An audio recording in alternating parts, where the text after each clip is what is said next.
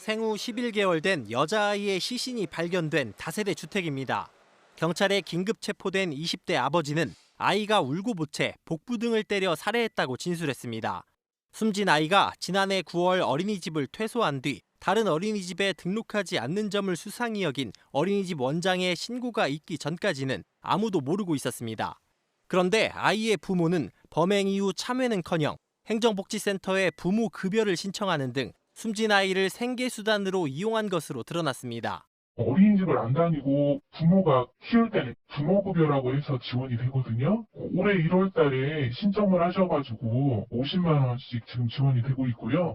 더욱 아쉬운 점은 숨진 아이의 집이 기초수급 가정인데다 아버지는 지적 장애가 있었지만 복지 지원과 위기관리 시스템이 제대로 작동하지 않은 점입니다.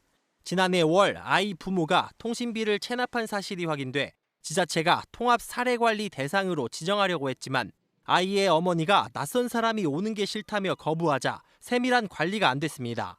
복합적인 위기 요인이 있는 가정인 만큼 부모가 거부한다 해도 보다 적극적인 관리가 개입됐다면 아이가 생명을 잃는 비극만큼은 막을 수 있었을 거라는 지적입니다. 이 가정에 대한 문제점을 먼저 파악을 해야 되니까요. 안내를 충분히 했음에도 불구하고 애기 엄마가 거부를 했기 때문에 저희가 사실은 접근할 수가 없었어요.